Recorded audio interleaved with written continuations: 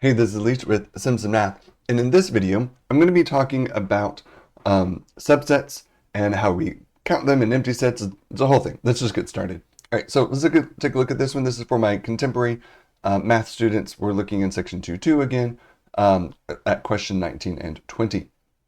So the question says, explain why the empty set is both a subset and an element of this symbol. So this symbol, I see a set. So it's a set notation, and inside the set brackets is the empty set. So the empty set is the set. So this symbol right here, it's the set of the empty set. Whew, it's a little bit of Inception if you're familiar with that movie, like a dream in a dream. Well, let me break it down with my boxes I've been using. So do you agree that this box that's empty is an empty set? This box that's also empty is an empty set. Don't worry that one's bigger or smaller. It's just they're two different boxes, right? So here's an empty set. Here's also an empty set. Well, could I take this empty set and put it inside of this other empty set? Yeah. So here's the empty set, and this thing collectively is a set containing the empty set. So it's saying both it's a subset and an element. So it's a subset. Well, we've been talking about how if I have any set, that the empty set is a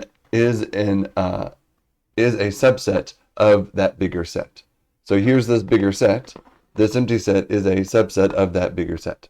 Also, it's an element. So there's a way, we're not going to get too far into it, but you can actually have a set of sets. Kind of think of it as like we were packing up and moving our offices this summer. My office in our old building at Temple College is some point soon about to be demolished, and our stuff is being moved to a new building. So we packed up our boxes. I left my office with 11 or so U-Haul boxes packed up of books and things and stuff. If I think of all those different boxes, each of those boxes is a set containing things, but collectively my empty office was a collection, a set of 11 of those moving boxes, 11 of those boxes. You can have a set of sets. So there's both an element and it's also a subset. So that's why the answer here is it's the empty set is a subset of every set, including the set containing the empty set. And also the set containing the empty set is a set of sets. So where the empty set is, it's only one element. So it's also an element. All right, let's take a look at this next one. This next one is a bit of a to-do. So I'm going to go ahead and pop up this so we can wrap our head around what's happening. Pardon me. So it says, in discovering the expression 2 to the n. So previously we should have noted that the number of subsets can be found with 2 to the n. So in discovering the expression 2 to the n for the number of subsets of a set with n elements, it was observed that for the first few values of n, increasing the number of elements by 1 doubles the number of subsets. Well, that's kind of because we have a base 2. So compared to the previous one, it's going to be a double. So if we look back to when we saw this earlier, notice how it's doubling from 2 doubles to 4, 4 doubles to 8, 8 would double to 16, so forth, and it doubles until we get to 128. So, here we're going to prove, we're kind of doing a little bit of a mathy thing. This is something that we're doing, but it doesn't like show up on like a quiz or anything. Quiz or test, just a homework thing. So here we're going to prove the formula in general by showing that the same is true for any value of n, whether n is 1, 2, 20, 1,000, 10 million, doesn't matter.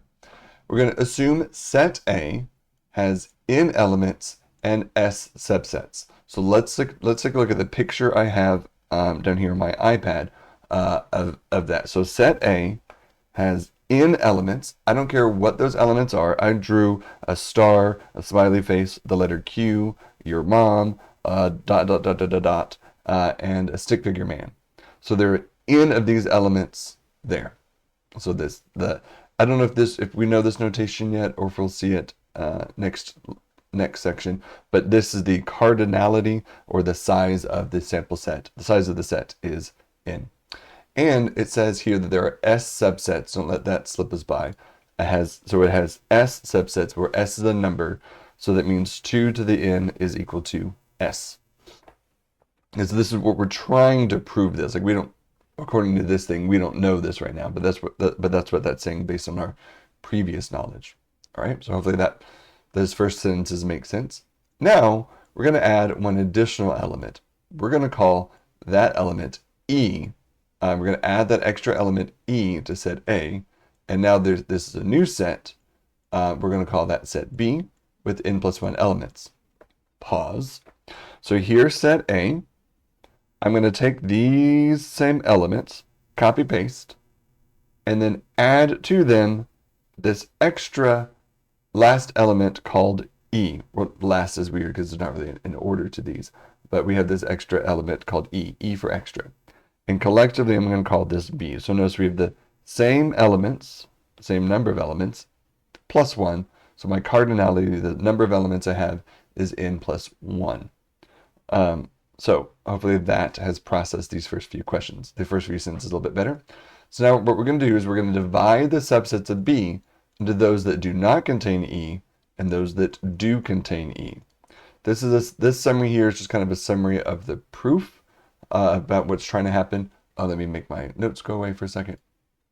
So here's what we're like, big picture what we're doing. So it was observed that for the first few values of n, let's say when n is 1, n is 2, n is 3, that a set with n elements has 2 to the nth elements. But we're curious, does that hold for the next one, for 4? Does it hold for 5? Well, we could check those.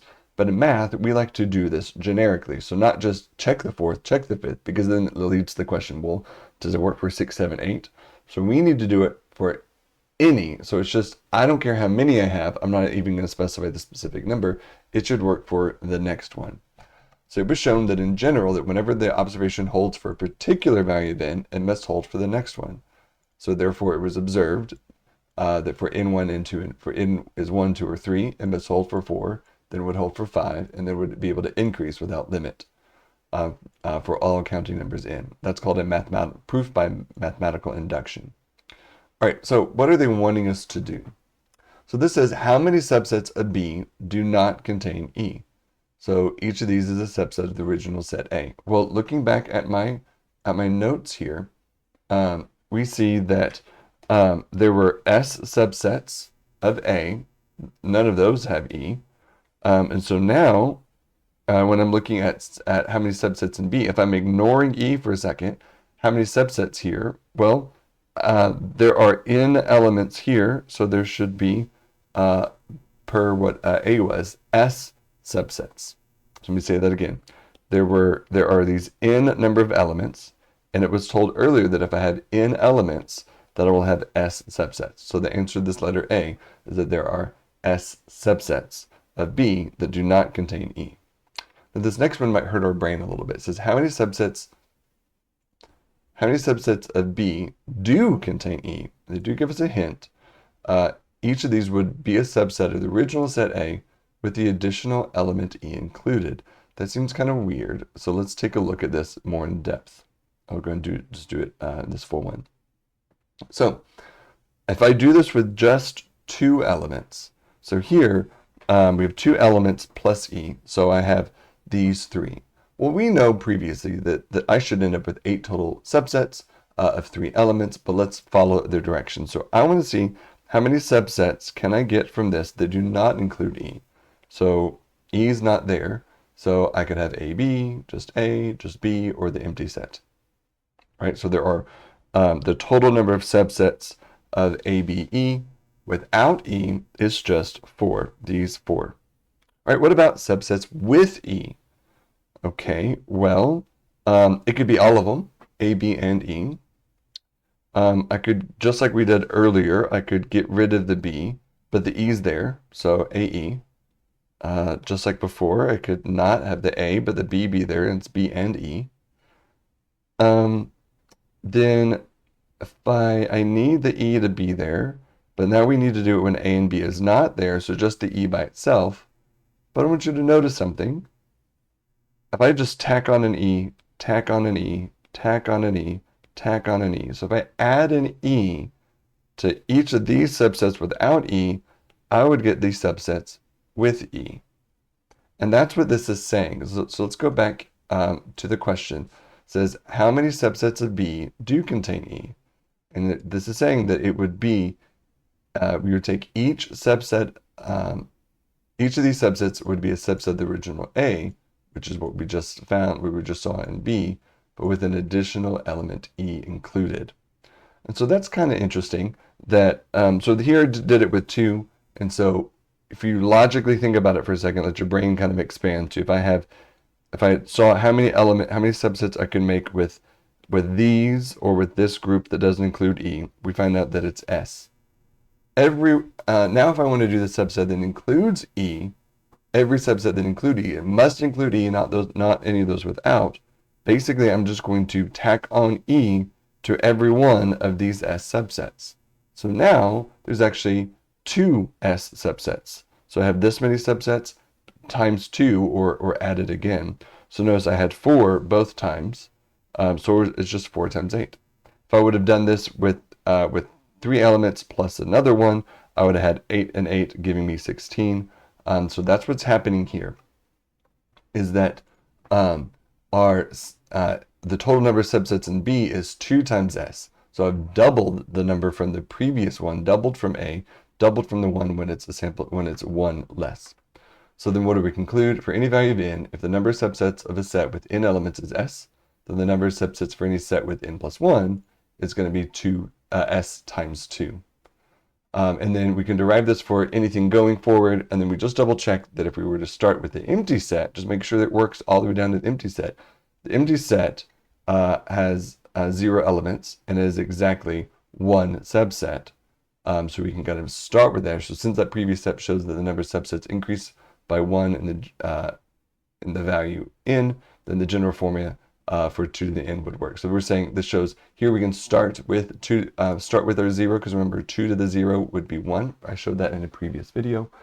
So that's how we can then increase. I know there's a lot of rambling, and again, this is a homework question. It's not going to show up on a test. I just thought it was a nice thing for you to kind of get through, expand your mind, to see how math works on its upper level. Not that we're doing a lot of that in this course, but just be able just to show you how you can apply it to those larger things. All right, I hope this helps you answer question 19 and 20, and I'll see y'all in the next section. Bye.